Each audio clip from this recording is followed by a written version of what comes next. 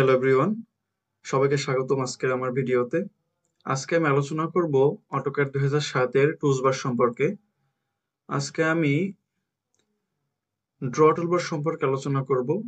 Draw টুলবারে যে ব্যবহারগুলো রয়েছে সে সম্পর্কে আমি আজকে বিস্তারিত বলবো। তো আমাদের অনেকগুলো টুলবার আছে, যেমন draw toolbar, dimension toolbar, right সাইডে আছে মডিফাই টুলবার। তো এগুলো ব্যবহার দেখাইতে এগুলো অনেক বড় ভিডিও হয়ে যাবে।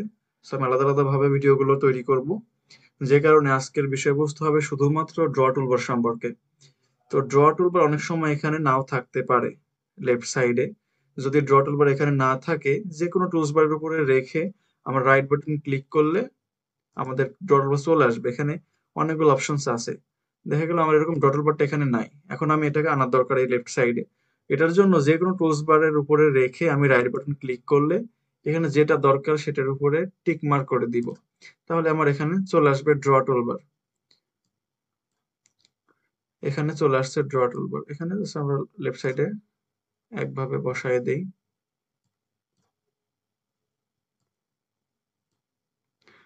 ওকে, তো এখন আমরা ব্যবহার সম্পর্কে জানবো এই ড্র টুলবার গুলোর। তো ড্র টুলবারের অনেকগুলো টুলস আছে এখানে, যেমন লাইন, কনস্ট্রাকশন লাইন, পলি লাইন, পলিগন, রেক্টেঙ্গেল, আর্কস, এরকম অনেকটা আছে। তো আমাদের বিশেষ বিশেষ যে টুলসবার গুলো আমাদের কাজে লাগবে সেগুলো আমরা আজকে আলোচনা করব। তো ড্র টুলবারের প্রথমেই আছে লাইন। তো লাইন দ্বারা আমাদের যে কোনো সরল রেখা, বাঁকা রেখা, অর্থাৎ মূলত একটা রেখা অঙ্কন করার জন্য আমরা এই লাইন টুলবারটা ইউজ করব। তো লাইন এটা নেওয়ার জন্য প্রথমে আমাদের করতে হবে সেটা হচ্ছে এই লাইন এই টুলস এর উপরে আমাদের মাউস রেখে লেফট বাটন ক্লিক, এখানে ক্লিক করব জাস্ট লাইনের উপরে। এটা আমাদের সিলেক্ট হয়ে গেল। দেন ফার্স্ট অপশন এখানে রাখবো, যেখান থেকে আমি লাইনটা স্টার্ট করব সেখানে ক্লিক করব। দেন আমি ডিরেকশন দেব কোন দিকে আমি লাইনটা অঙ্কন করবো, উপরের দিকে নাকি নিচের দিকে, লেফটে না রাইটে। আমি এটা আঁকবো রাইট সাইডে, তো আমি ডিরেকশন দেখাচ্ছি রাইট সাইডে, কিন্তু এটা বাঁকা আসতেছে, কিন্তু আমি নিব সরল রেখা। তো এটা করার জন্য আমাকে অর্থ মোডটা, এখানে অর্থ মোড অফ আছে, অন করে দিব।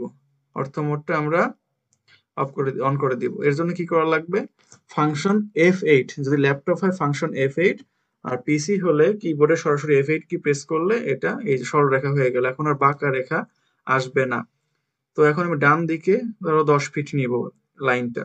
সো আমি এখন বক্সে 10 ফিট লিখে দিব, 10, দেন ইনভার্টেড কমা একটা দিলে ফিট হবে, এন্টার, আরেকটা এন্টার দিয়ে দিই। এখানে আমার চলে আসছে। আমি এখানে পরিমাপ করে দেখতে পারি যে লাইনটা নিলাম এটা 10 ফিট হয়েছে কিনা। তো এখন আমি লাইনার, এটা হচ্ছে ডাইমেনশন টুলবারের ফার্স্ট যে টুলসটা আছে লাইনার, এই লাইনারের সাহায্যে সরল রেখা পরিমাপ করা যায়। এটা সাহায্যে আমি পরিমাপ করব।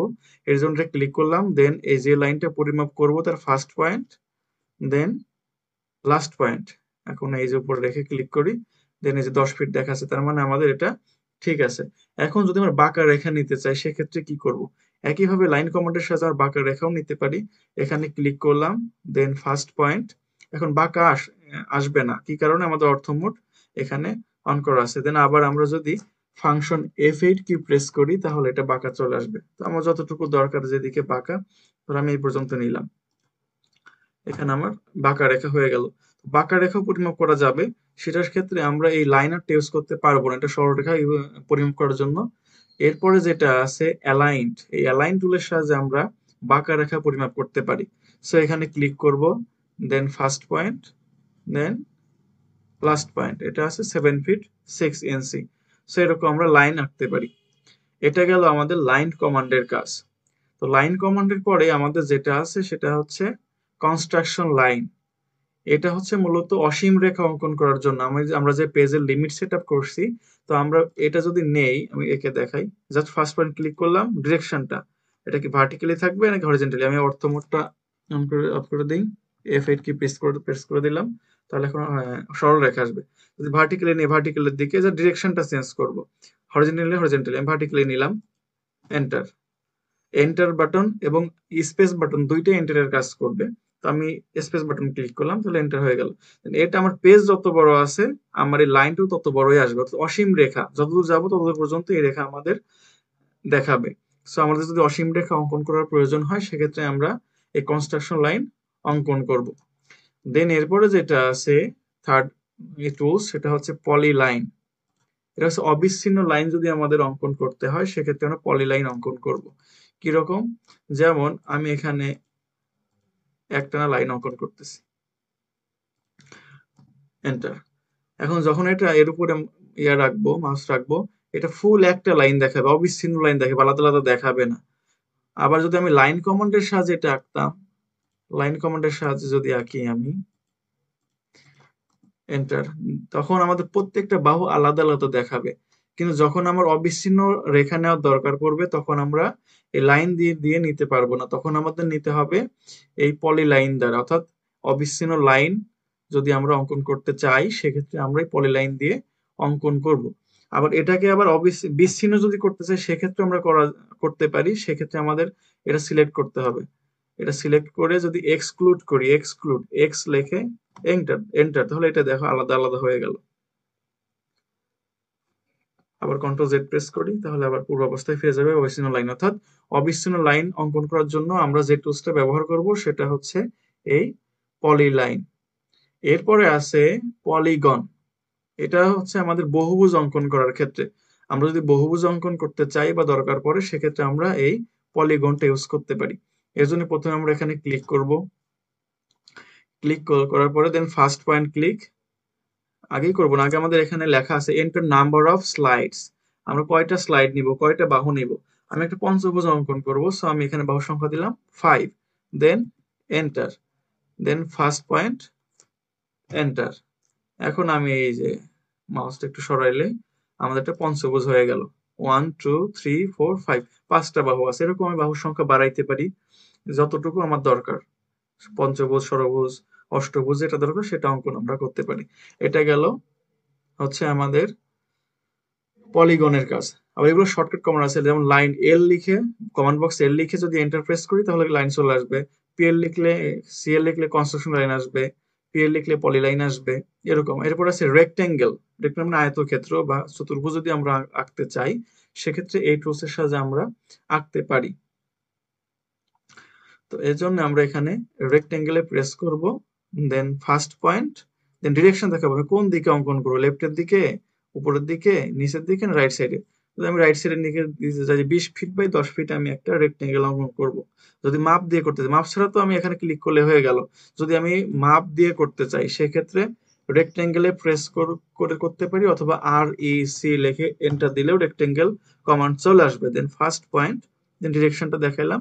আমি প্রথম মাপ দিতে হবে হরিজেন্টাল মাপ, অনুভূমিক মাপ, এটা দিব কত, 20 ফিট, এখানে 20 ফিট। দেন কমা দিয়ে লক করে দিলাম, দেন ভার্টিক্যাল মাপটা নিব, এটা হবে 10 ফিট, এন্টার। আমার রেক্টেঙ্গেলটা হয়ে গেছে। এটা সরাই নেব, এখান থেকে উপরের দিকে চলে গেল, এই জন্য মুভ কমান্ড, মুভ এম লিখে এন্টার, দেন ফার্স্ট পয়েন্ট ক্লিক করে এই যে নিচের দিকে নিয়ে আসলাম, মুভ চলে আসলো। এখন এটা যে আমার 20 ফিট বাই 10 ফিট আছে কিনা সেটা আমরা এটা চেক করব। সেটার জন্য আমরা চলে যাব লাইনারে, দেন হরিজন্টাল লাইনটা চেক করি, 20 ফিট আছে।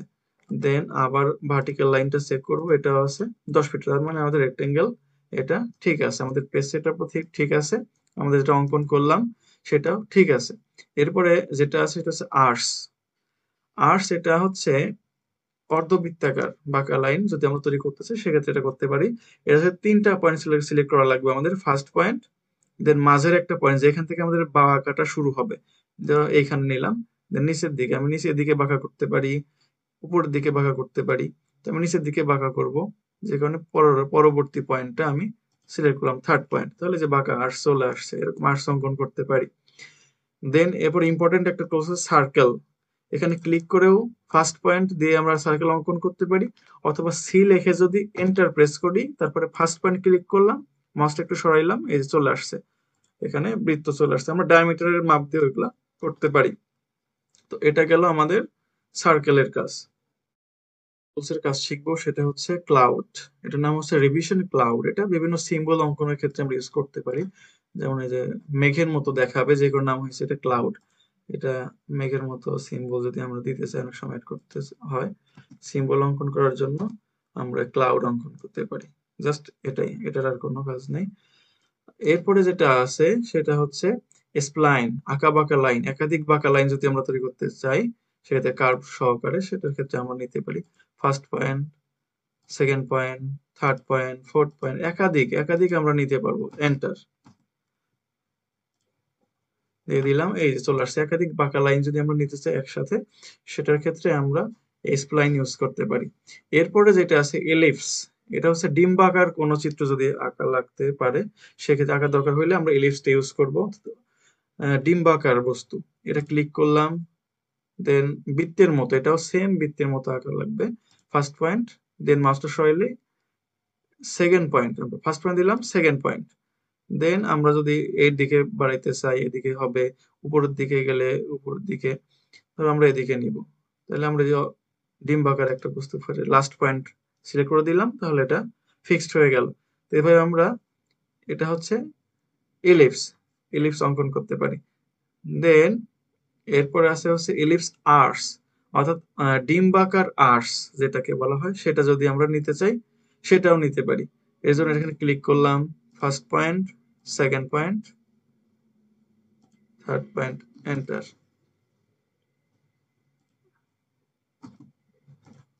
এই যে যতটুকু আমি নিব ততটুকু সিলেক্ট করলেই হবে, কিন্তু এটা আসবে কি ডিম্বাকার আকৃতির মতো আসবে এরকমটা। এটা যদিও তেমন ব্যবহার লাগবে না বেশি, তারপর আমি দেখাইলাম। এরপরে যেটা আছে ইনসার্ট ব্লক, মেক ব্লক। অনেক সময় দরজা জানালা তৈরি করে থাকি, সেগুলো যখন বারবার কাজ করার ক্ষেত্রে বারবার তৈরি করা সম্ভব হয়ে পড়ে না দ্রুত কাজ করার ক্ষেত্রে।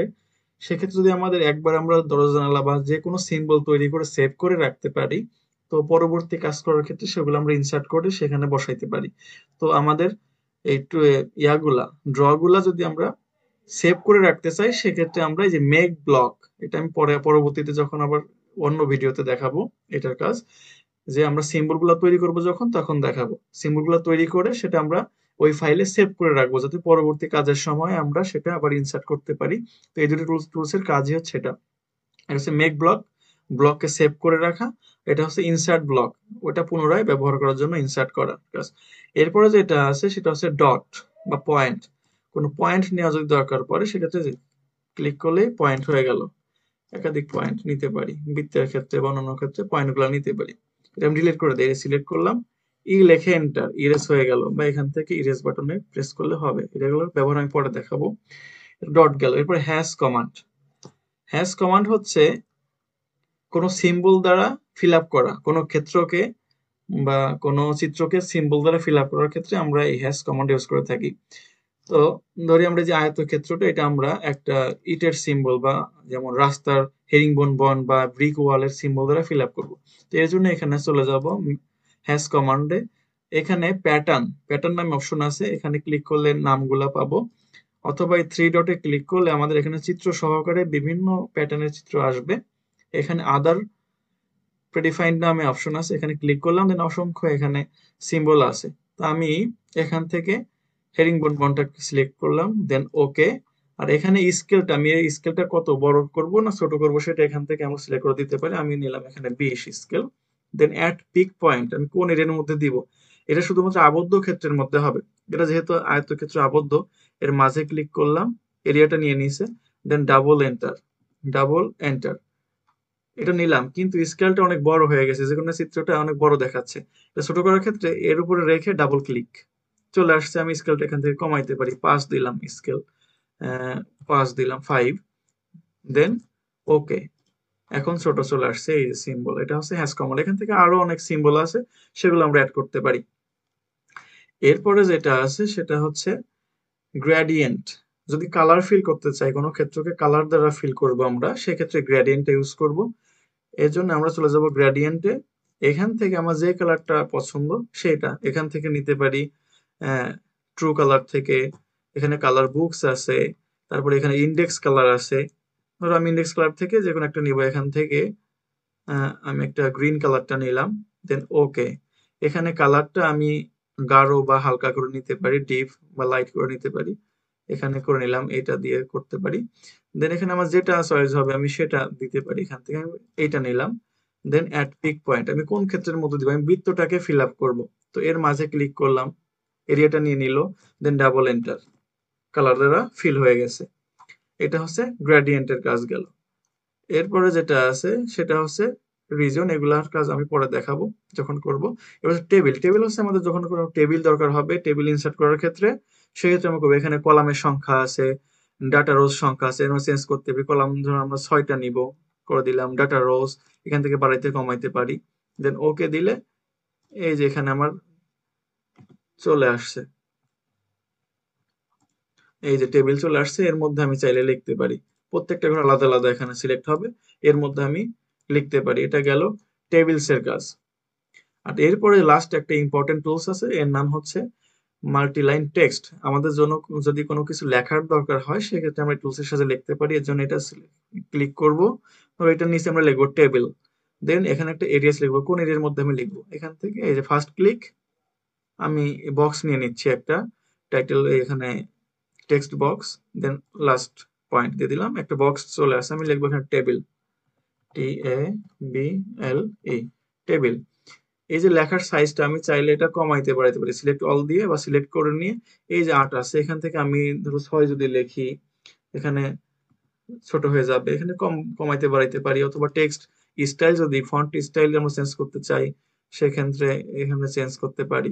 দেন এখানে ক্লিক করলে এটা চলে আসবে। এই যে আমাদের টেক্সটের কাজ হয়ে গেল।